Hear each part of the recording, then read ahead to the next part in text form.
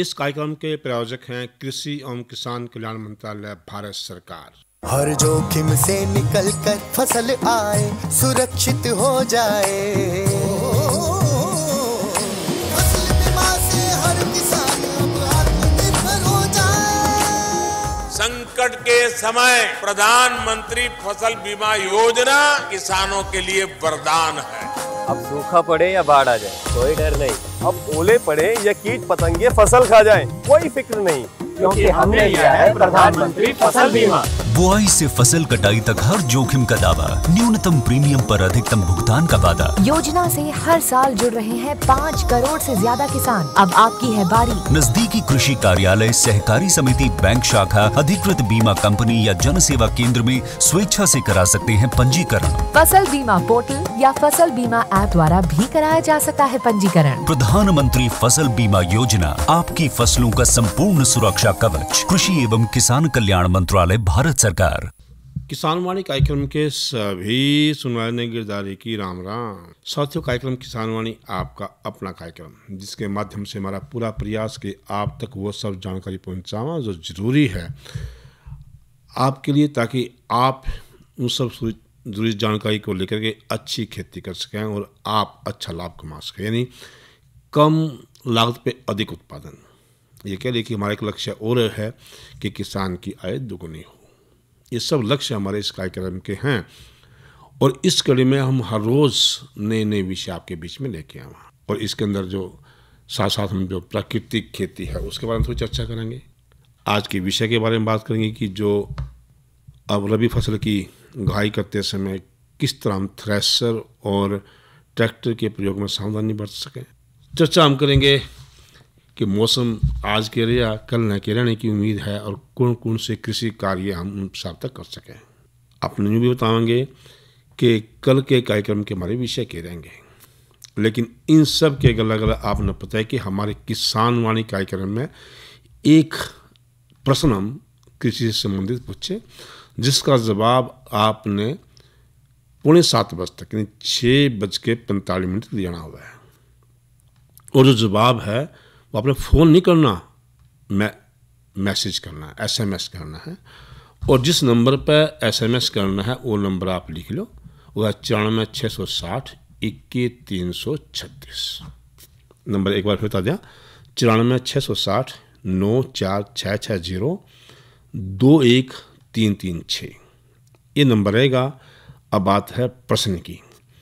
तो प्रश्न है, गुच्छा मुच्छा रोग किस फल का रोग है?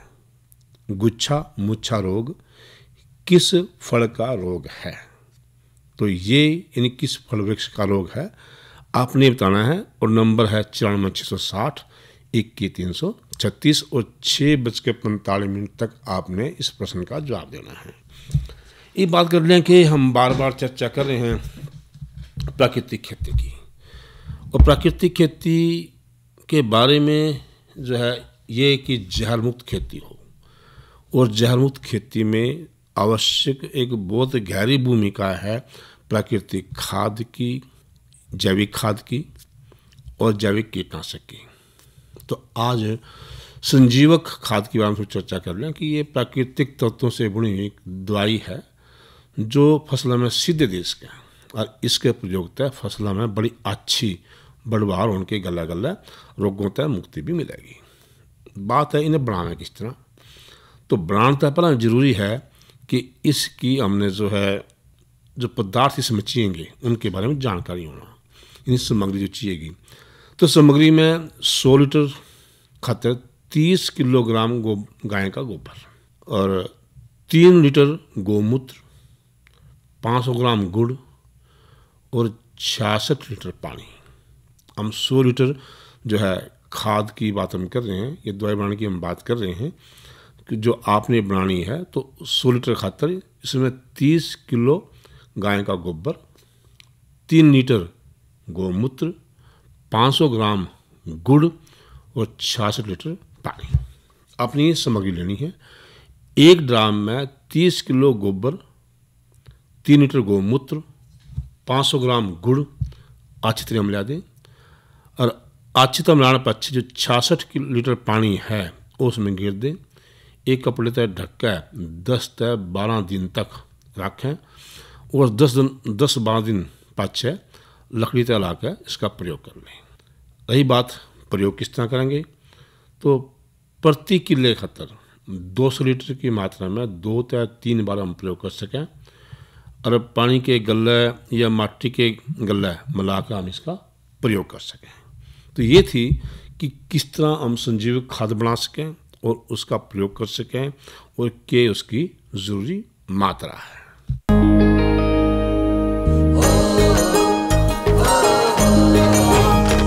भारत का किसान अब जाग गया है, जिद करके आकाश भी वो नाप गया है। किसानों की आय दुगनी कर उनके जीवन स्तर को समृद्ध बनाने के लिए प्रधानमंत्री श्री नरेंद्र मोदी की अगुवाई में कृषि एवं किसान कल्याण विभाग भारत सरकार आज किसानों को अनुकूल वातावरण, वित्तीय सहायता और अन्य सुविधाएं तत्काल उपलब्ध करा रहा है। अब कई किसान पारंपरिक खेती के अलावा खेती से जुड़े दूसरे सहयोगी कार्यों जैसे डेयरी, मुर्गी पालन, मछली पालन, सुअर पालन, मधुमक्खी पालन जैसे काम अपनाकर भी अच्छी कमाई कर रहे हैं।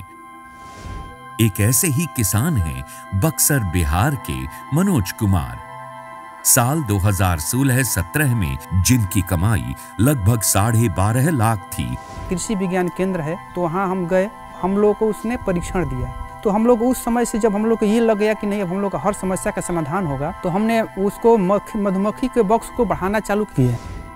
उन्हें शुरू में शहद की बिक्री, पैकेजिंग और मधुमक्खियों के प्रवास के समय परिवहन जैसी समस्याओं का सामना करना पड़ा। उसके बाद उन्होंने जिला नवाचार निधि के तहत मधुमक्खी प्रसंस्करण इकाई की स्थापना की। आज उन्हें 26.5 लाख रुपए की वार्षिक आय प्राप्त हो रही है। मनोज कुमार ने सरकार की नीतियों का लाभ लेकर अपनी मेहनत और लगन से न सिर्फ अपनी आय बढ़ाई बल्कि अपनी जिंदगी भी बदली। इसी तरह असम के किसान जिंटू सलोई को मशरूम और सुपारी की खेती से पहले 37,000 रुपए की वार्षिक आय होती थी। उन्हें खेती की वैज्ञानिक पद्धति और तकनीकी मार्गदर्शन जैसी समस्याओं का सामना करना पड़ा। 2016 में पहले मशरूम का खेत किया था, कृषि विज्ञान केंद्र कामरूप से ट्रेनिंग लेके 10 आदमी से मैंने शुरुआत किया। उन लोगों का बिजनेस में देख रहा था, हर दिन उन लोगों को भी बेनिफिट मिल रहा है और मुझे भी उन लोगों का प्रोडक्ट सेल करके बेनिफिट मिल रहा है। आज मशरूम उत्पादन के लिए कौशल प्रशिक्षण से वो 2.5 लाख रुपए की वार्षिक कमाई कर रहे हैं। ये कहानियां मिसाल हैं बदलते भारत और समृद्ध होते किसानों की। इसी तरह ओडिशा के किसान सुदर्शन बेहेरा भी अपनी कमाई बढ़ाकर देश के किसानों के लिए एक मिसाल बन गए हैं। 2021 भितर मु जेमिति कि मीठा मका चाष, तरकारी मका चाष, कैप्सिकम चाष आउ ता सहित मोर बॉयलर फार्म को आकु नवा भितर मोर 2021 रे 4,66,000 टंका मोर लाभ होइतिला। पश्चिम बंगाल के मेहनतकश किसान सनत नस्कर अपनी फसल, पशुधन और मछली पालन के काम से सालाना लगभग 50,000 रुपए की आमदनी ही कर पाते थे। उन्हें लंबे समय तक जल निकासी जैसी समस्याओं का सामना करना पड़ा। बाद में उन्होंने भूमि को नया आकार दिया, चौड़ी क्यारी, छिड़काव सिंचाई, पशु टीकाकरण का मंत्र अपनाया। আমরা এই যে উন্নত প্রযুক্তির ব্যবহার চাষে করেছি তাতে আমাদের বাৎসরিক যে ইনকাম তা আমরা 4 থেকে 5 গুণ বাড়িয়েছি। কিন্তু এখন আমরা বছরে প্রায় 2 লাখের আশপাশে আমরা ইনকাম করে থাকি। कृषि के जरिए अपनी जिंदगी बेहतर बनाने का काम सिक्किम की किसान टीका खनाल ने भी किया है, जो मक्का, सब्जियों और पशुपालन से पहले 2.25 लाख रुपए की शुद्ध आय प्राप्त करती थीं और उन्हें उस दौरान गुणवत्ता वाले बीज और चारा जैसी समस्याओं का सामना करना पड़ता था। प्रशिक्षण पाकर अब उनकी आय बढ़कर प्रतिवर्ष 7.5 लाख रुपए से अधिक हो गई है। गुमला झारखंड के किसान राबी ओरांव भी आज पूरे देश के लिए एक मिसाल बन गए हैं। सबसे पहले मेरा आमदनी 80 से 85 हज़ार के लगभग था, लेकिन अभी का डेट में कृषि विज्ञान केंद्र गुमला के द्वारा प्रशिक्षण जब हमको मिला, तब आधुनिक विधि से जब लाह का खेती कर रहे हैं और मिश्रित खेती कर रहे हैं, तो मेरा आमदनी अभी का डेट में बढ़ करके 4 से 5 लाख रुपया वार्षिक हो रहा है। टपक सिंचाई योजना के तहत मुझे यंत्र मिला है, जिससे भी मैं सब्जी का खेती करके अच्छा मुनाफा कमा रहा हूँ। देश के किसानों की सफलता की ये कहानियां निश्चय ही एक नए और बेहतर कल के समय की गूंज है। धरती पर खिल रही उम्मीदों की फसल, आए बढ़ी उनकी और इरादे हैं अटल। भारत का किसान अब जाग गया है।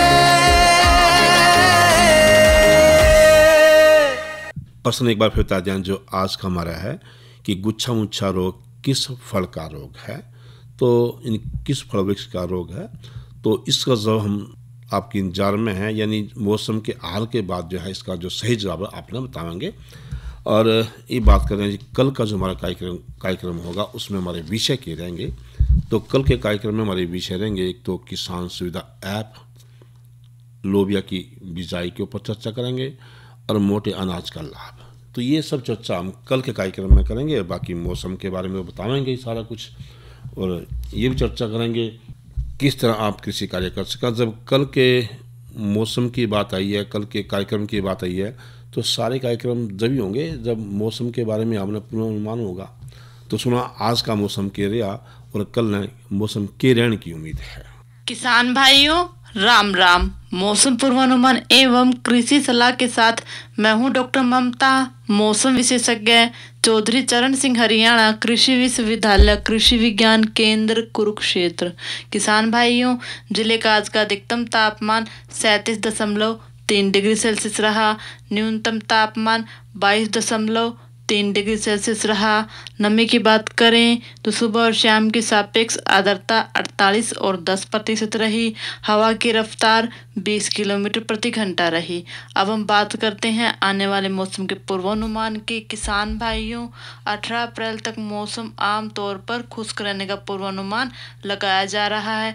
इस दौरान तापमान में हल्की वृद्धि होने का पूर्वानुमान लगाया जा रहा है। तापमान में वृद्धि 2 से 4 डिग्री सेल्सियस तक की हो सकती है। साथ ही किसान भाइयों, इस दौरान वातावरण में नमी की मात्रा में गिरावट आने का पूर्वानुमान भी लगाया जा रहा है। अब हम बात करते हैं मौसम पूर्वानुमान आधारित कृषि सलाह के। किसान भाइयों, जैसे कि पूर्वानुमान लगाया जा रहा है कि आने वाला मौसम खुश्क रहेगा। आप आवश्यकता अनुसार अपनी फसलों में सिंचाई, कटाई, बुआई का कार्य कर सकते हैं। धन्यवाद।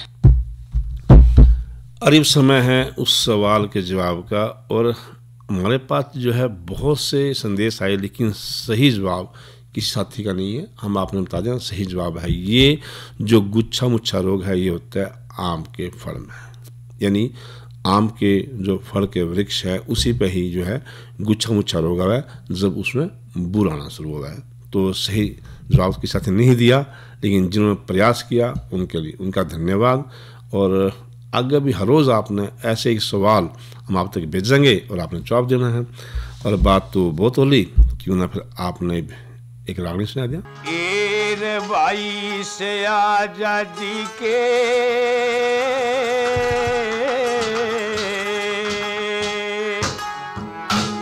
बारे में कई वीर हुए बलिदान,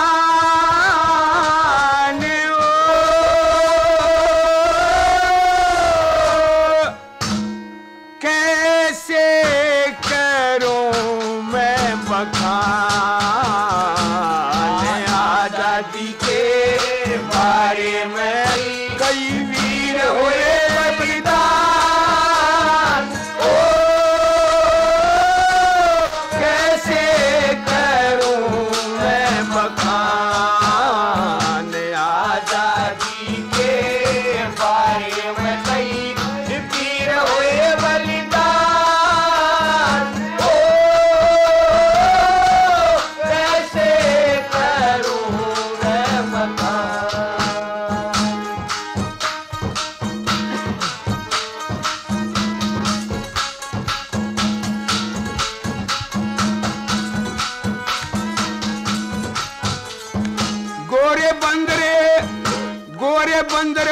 में न्यू बन व्यापारी आए थे, बोले बाड़े भारतवासी लूट लूट के खाए थे। गेर के न फूट सारे आपस में लड़ाए थे, गेर के न फूट सारे आपस में लड़ाए थे। बाही सारे भारत पे छाए थे रे, सारे भारत पे छाए थे। वक्त जुल्मी बेईमान हो, कैसे करूं रे बखान। आजादी के बारे में कई वीर हुए बलिदान हो, कैसे करूं मैं बखान।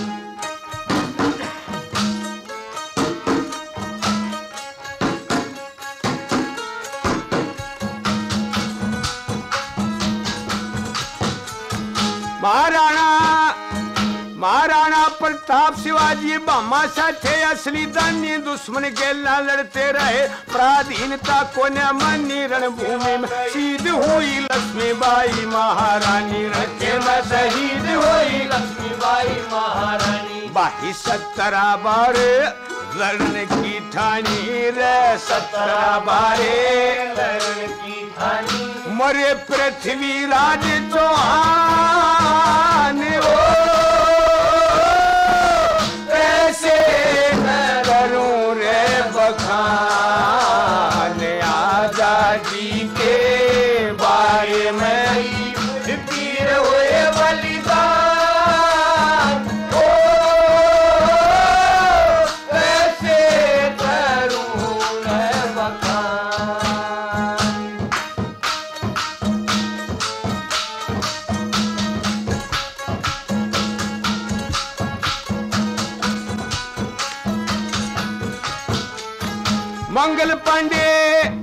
मंगल पांडे तात्या टोपे, नेताजी सुभाष बोस, बटुकेश्वर रोशन लाड़ी रहे नहीं कभी खामोश। उधम सिंह ने याद करो भाई जिसमें देखण जोगा जोश, उधम सिंह ने याद करो भाई जिसमें देखण जोगा जोश।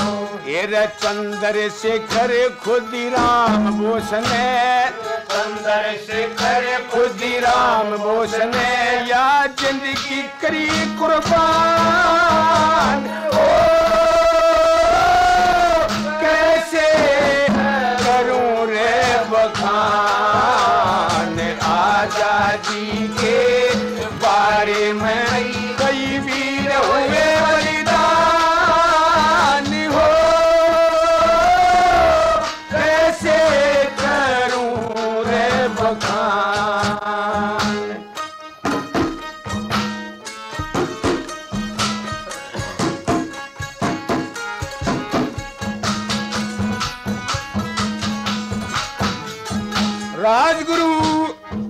राजगुरु सुखदेव भगत सिंह आजादी की चाह में मर के लाल बाल पाल पटेल। दुश्मन ते लड़ाई करके नेहरू गांधी शास्त्री जी दुनिया के महान जरगे। नेहरू गांधी शास्त्री जी दुनिया के महान जरगे। कह रामफल शर्मा ये सारे दरगे, रामफल शर्मा ये सारे दरगे। हथेली ऊपर जान ओ, कैसे करूं रे बखान। आजादी के बारे में कई वीर हुए बलिदान ओ, कैसे करूं रे बखान। अरीब किसान साथियों ने बता दें कि एक फ़ोन नंबर जो किसान कॉल सेंटर के नाम से जाना जाए, जो नंबर है 1551 यानी 1551। ये एक किसान कॉल सेंटर का नंबर है जिसमें आप अपनी खेती से संबंधी कोई भी समस्या है उसके बारे में पूछ सकें। कोई जानकारी और लेनी हो, कोई नई जानकारी लेनी हो, किस तरह का मार्गदर्शन चाहिए, तो यहाँ पर आपको जो है जो विशेषज्ञ हैं किसी से संबंधित वो मिलेंगे और आपकी समस्या का समाधान करेंगे। इस वास्ते आप एक ध्यान रखिए, ये निःशुल्क है, इसमें कोई चिंता करने की बात नहीं भी पीछे लग जाएंगे कितनी देर बात होगी।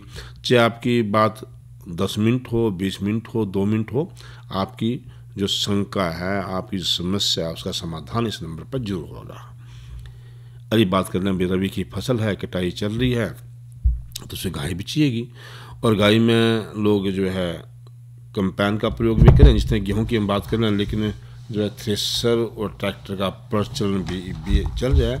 और जब भी हम ट्रैक्टर और थ्रेसर का प्रयोग करें तो कुछ घटनाएं होने की संभावना रहे, तो मैंने कोशिश करनी है कि ऐसी कोई दुर्घटना हमारे साथी के साथ ना हो जो उसके शरीर के किसी अंग में नुकसान पहुँचावे। यानी यही आपने कोशिश करनी है कि थ्रेसर का और ट्रैक्टर का सही आपने प्रयोग करना है, क्योंकि जिस तरह हम अपने शरीर में हर समय स्वस्थ रखना चाहें, वैसे जो हमारा ट्रैक्टर या थ्रेसर सही होगा तो हमें नुकसान नहीं पहुँचाएगा। ट्रैक्टर के वो भाग जिनके खराब होने तक दुर्घटना हो जाए तो उन्हें रोज़ जरूर देख लो, एक बार उसे जांच कर लो, जिस तरह ब्रेक है, क्लच है, स्टीयरिंग है, अगले पहिए के एक्सल हैं, इनमें आप रोज़ ध्यान रखो। जे आप इनका रोज़ ध्यान नहीं दोगे और इसमें कोई खराबी आएगी तो ऐसा ना हो कि उसके कारण आपने कोई चोट लग जाए, कोई ऐसी दिक्कत हो जाए, तो इस वास्ते तो ये जरूरी है। दूसरा, ट्रैक्टर का जो सेल्फ स्टार्टर है उन्हें हमेशा ठीक रखें, नहीं तो हम ट्रैक्टर या जो है चालू हालात में रखना पड़ेगा, जिससे क्या होगा जो डीजल है वही बेमतलब बर्बाद होगा। और इसने रोकने खातर डालने जगह पर खड़ा करना पड़ेगा, और जिस तरह हम डाल पर खड़ा करेंगे ट्रैक्टर पर रुड़ भी सके और चोट भी मार सके, जिससे दुर्घटना की संभावना ज़्यादा रहेगी। जब भी ट्रैक्टर का आप प्रयोग करो तो हर ट्रैक्टर की कंपनी अपनी एक पुस्तिका यानी उसके नियम, रख रखाव के नियम गल्ला दी है, तो उसने समय समय पर जोर देखते रहे कि कौन कौन से नियम बताए गए कंपनी द्वारा, और कंपनी के नियमों की पालना माने जरूर करनी चाहिए। यूँ भी देखो कि जो ट्रैक्टर है, कई बार हम असमतल उबड़ खाबड़ धरती पे जो है काम करें ना, तो उस समय हम थोड़ा सा ध्यान कम दें, तो उस समय खेत पे ध्यान करते समय आमतौर पर देखा है कि ट्रैक्टर नालियों के पास से भी जावे है, और वहाँ हम थोड़ी सी लापरवाही बरत जाए तो ट्रैक्टर पलटने की उम्मीद भी रहे। किसी ऐसा पत्थर रोड़ा घना मोटा उठा पड़ रहा है और हम एकदम से ट्रैक्टर उस पर चला दें, ट्रैक्टर जो है उसकी जो स्पीड तेज हो है, गति तेज हो है, और ऊपर तक उसका पहिया तरह को छा जाए तो थोड़ा उसका नुकसान होने का जो है ट्रैक्टर का भी और आपके शरीर के नुकसान होने की संभावना बनी रहे। इस वास्ते इस बात का भी आपने ख्याल रखना है। यदि हम खेती कार्य करेंगे उसमें ट्रैक्टर के लिए ट्रैली की बहुत भूमिका है, तो जब ट्रैक्टर के गले जो ट्रैली जुड़ी हो तो ट्रैली के किनारे पर और ट्रैली के इच पे कोई व्यक्ति ना बैठी हो, कोई साथी ना बैठी हो। खेतों में कच्चे रास्ते पर सड़क पर ट्रैली जब चलेगी तो गति जे मान लो आपकी गति है, उसकी स्पीड है, वो लिमिट नहीं है, नियंत्रित नहीं है, तो एकदम उछल सके भाई मानस गिर सके। तो इस वास्ते जो कच्चे रास्ते पे या जो रास्ता हम जा रहे हैं हम सड़क पे, जो अपने ट्रैक्टर की जो गति है वो आपने ठीक रखनी है, और एकदम तो जब ब्रेक मारा किसी कारण से तो नुकसान बहुत होने की उम्मीद रहा, ड्राइवर की भी, जो चालक है, कोई बैठा हो ट्रैक्टर। तो इस वास्ते इतनी गति रखें कि एकदम से ब्रेक मारना पड़ जाए तो ज़्यादा जो है स्थिति खराब ना हो। तो कोशिश तो ये करें कि आप दूर तेज देख कर चलाएं, एकदम ब्रेक मारने की जरूरत नहीं पड़ा।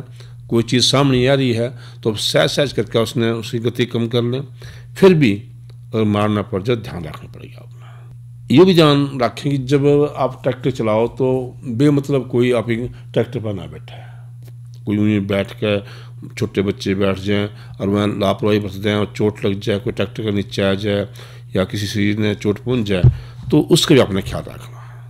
ऐसी लापरवाही आपने बिल्कुल नहीं जोड़नी। और जब भी ट्रैक्टर के लिए कोई मशीन जोड़ो जल्दबाजी नहीं करनी, आराम से।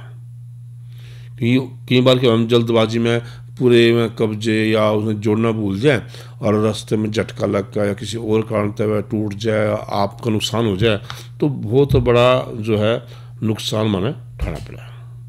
तो इन सब बातों का आप ध्यान रखोगे। और रात में जब आप मंडी में मान ले सामान पहुँचाओ, कृषि उत्पाद पहुँचाओ, तो एक स्थान से दूसरे स्थान पर जाते समय रात में अब तो अपनी उसकी प्रकाश की लाइट की व्यवस्था कर लें, कोशिश करें ट्राली के पीछे लाइट लगा लें।